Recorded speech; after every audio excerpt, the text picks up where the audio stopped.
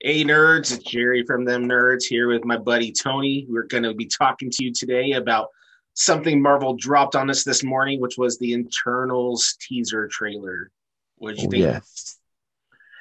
I was surprised that they dropped it. I was excited that they dropped it. And I was even more excited after I watched it. It looks phenomenal. I thought it looked actually amazing. It makes you excited for where we're going in the future with the franchise. Um, you Yeah. know, the there's so many possibilities of things that you're looking at in this trailer that you're kind of overwhelmed. You don't understand what's going on. I've been all over the internet today trying to see what people think. What could this be? What could that be? I've come up with my own theories. That's the best part about being a nerd is being able to think you understand what's going to happen 6 months from now. That's right. Yeah, that trailer looked so good. It looked almost as good as my daughter's drawing of Superman that's in the background here. I'm in my house in a different space today. Sorry, I don't have a pretty green screen with me today. But I love how epic and cinematic this teaser looked. This didn't look like a superhero movie. This looked like a like epic. Like it reminded me of like Dune or like the original Star Wars films. Like it was supposed to be like this mind blowing, like big screen epic. Yeah, I think the thing that I thought was neat about it is like um, it's not supposed to be a superhero film. It's supposed to be about the idea of how these, super intelligent aliens come to Earth. We're primitive and basically make us who we are now. And that's the feeling of it. I can't. Prometheus is the name of the movie. The when they redid the prequel for Aliens, and the way that movie was shot is very similar to this, where like when you see the alien ship coming in, how fresh everything looked clean. There's no pollution. You know, what I mean, on top of this, you know, primitive people. And Right. I think that the movie itself, I love the voiceover on it. I thought the voiceover killed it. I thought it was like so good. Yeah. I thought the music, which is like this very, 1950s sad breakup song was the perfect pick for it because it could mean so much for what's going on. Right. I was reminded during that the opening moments of the trailer. We recently got a quote where Kevin Feige was talking about how the director Chloe Zhao, is that her name? Sure. Yeah. No, Anyway, I'm not the name person. um, she was showing the footage, and Feige had to keep explaining, like, no, this is not CG. This is the actual footage. Like the cinematography is just so pretty that it looks like they touched it up or did it on a computer, but it looks awesome. Yeah. So you kind of see this spaceship coming in, which is very, I've seen many people explain this, and it's very similar to the way that we've all learned our history, especially in this country, where this idea where, these natives are on their land and they see this ship coming through and they aren't able to explain what they're seeing. And so how did that progress, you know, uh, our country started with the Nina, the Pinta, and the Santa Maria, but this one starts with the huge destroyer coming in, and the idea that how did that change the movement of these people? Like how did it advance them? And then you Right. kind of hear them saying how they've tried to do a very light touch with humanity. Yeah. There's you know, it's kind of funny timing because we're supposed to be getting Russell Crowe as Zeus in the upcoming Thor: Love and Thunder, and there's a lot of parallels that have been drawn between the Eternals and the Roman and Greek pantheons of gods. They're not this almighty, like the one God of the Abrahamic religions. It's more of a this pantheon of kind of human like gods that have some control over humanity. They protect humanity, they use humanity, and then they just kind of like are off on their own doing their own godlike thing. And Yeah. I think that's probably something we're going to see. So you kind of gives you the idea that uh, they come there, the people, they start helping them, they're nudging them forward without really changing what they're doing, Yeah. Right. But what somebody did point out, and I thought was kind of clever, I don't know if that's really the way they're going with it, but the first group that they see is they're obviously fishermen. There were spears, they're right there on the coast. We all know that a large rumor going around was that there was a possibility of Neymar being introduced in this movie also. There was a young boy that was in the trailer that had spent a large portion of the first, I would say 20 seconds of the trailer was where you would see him repeatedly in the shot. And so maybe this idea that maybe that's where, something happens where he maybe is created there and maybe that's him as a child. But you also, see Babylon in the trailer Yes. also, and you see that epic scene where in every comic book that anybody's ever read, in every comic book movie where the team lines up and they're ready for a fight. But if you notice when they line up, they're not lining up to like fight something on the ground. It looks like they're, intimidating something that's coming from maybe the sky. So maybe we have a celestial coming down Could because be. there's a, part of the celestials job is to pass judgment, and they come 3 times. So once before, once during, and then once after to give final judgment. So could that be possibly what's going on? Definitely. I think the Celestials are definitely going to play a part in this story. You mentioned Namor and the idea of, maybe this is where he comes from. In the comic books, there's a whole arc where the Deviants control this continent called Lemuria, and Lemuria ends up being deemed unworthy by the Celestials, and it becomes sunken under the sea. Mm-hmm. It's highly possible that in the MCU, this could be sort of adapted and retconned so that it's not Lemuria, it's Atlantis. Yeah. So that'd be kind of cool.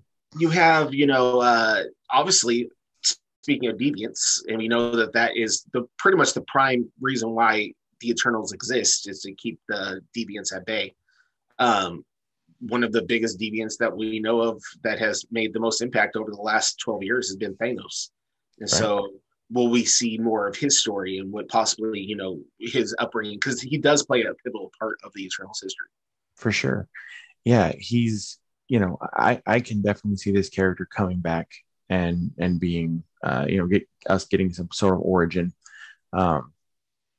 It's, it's an important character in the MCU, so I could see them utilizing something they've already built up and tying it into this for sure. Yeah. One thing I noticed too is it's obviously it's going to be a movie that's going to play a lot into time, where you're jumping back and forth into, present and past, and seeing how they created. You obviously see characters, catching up on the history of what's going on. There seems to be, a love interest between Ikaris and Sersi, and then obviously we see Kit Harington's Black Knight also in a scene. Also, I've come up with some of my own theories about what I think is the reason why that is. And I think a lot. I think the one thing I've gotten, the most, and what I've heard the most from people is the Eternals are so good. It's the Captain Marvel idea. If they're so powerful, where were they when Thanos came down here? And so I think that there's a big possibility that maybe when Thanos did his snap, a large portion of that team was lost. And I think that is really the reason why you have Sersi 5 years later now with Black Knight. Obviously in some kind of, from steals that we've seen throughout production or anything else, there is some kind of romantic relationship. And that would explain that she's moved on in her life. Yet at the, obviously at the end, you see that they're all back together. And I also, keen eyes here, because that's what I do, because what else do I got to do? There is the scene where when they're obviously all in the woods together, they're all dressed up in modern clothing. It's the same clothing that she's wearing where her and Ikaris are embracing beforehand. So I think that when the snap happens again, to bring everybody back, he comes back, and that all takes place together. The arm that's reaching out to the other person, I think that's Angelina Jolie's arm, because she's wearing the white shirt. She's wearing the white shirt in the forest. I mean, I think there's a couple glimpses of deviance that we can see throughout the trailer. So, and I think that if you notice, from the start of the trailer to the end of the trailer, you don't see the whole team together. which means that I don't know whether that means we lose some Eternals or if I guess it could just not be in the right format either. So whatever timeline. True. I mean, you also have to think like these are, fairly immortal type beings. They have probably business in places other than Earth. You mentioned like the Captain Marvel situation. In the comics, there is a connection between the Eternals and the Skrulls.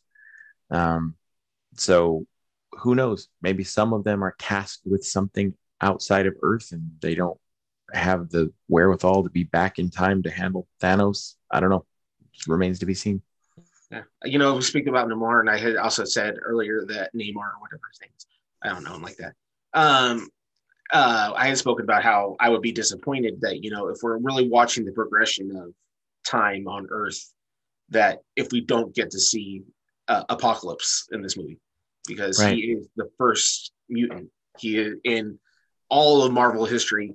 We know that he is a god in Egypt, and obviously we see plenty of images that look like it. There's Onks inside that room where she's doing her reading, and there's all this I noticed that there was black sphinx or cats that are inside the room and everything else. Kind of maybe Black Panther reference. So if we don't get that, I think it's a missed opportunity. Yeah, for them to be able to introduce the mutants.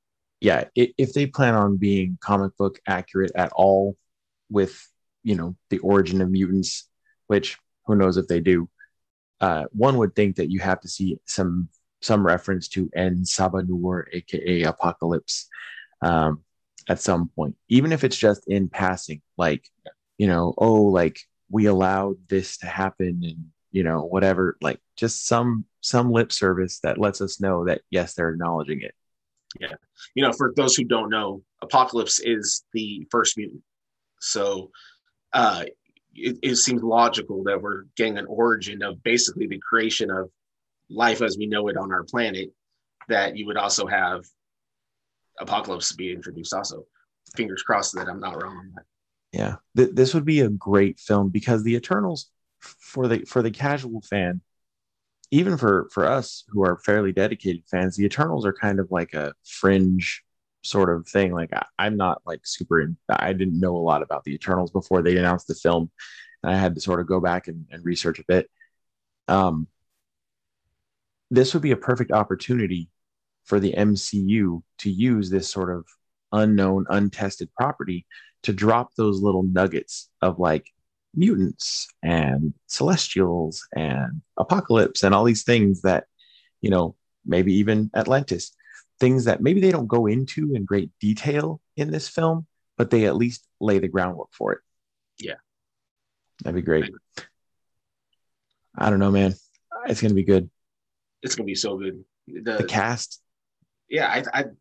I mean, we didn't get a whole lot of dialogue. I think the narration definitely did the talking for them. But just the shots itself, I mean, yeah, it was shot so amazingly well. Not just outside, even like, that scene where you see Sprite and she's in the plane and she's singing while everybody else is sleeping. It was shot so nicely, and so there's a I think this movie has a real potential. Right. Ignore the haters. Right. The reason why I'm so excited for this movie is because you're taking characters, like I said, that are fairly unknown to the casual fan and probably not well known even to a lot of fairly dedicated fans.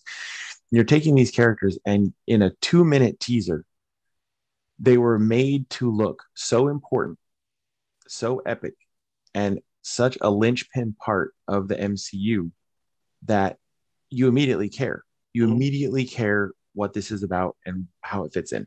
And when was the last time we saw that happen? Guardians of the Galaxy. That's true. Nobody knew who Guardians of the Galaxy was. People thought it was a stupid movie that wasn't going to make it past August, and it ended up being one of the biggest franchises that Marvel has.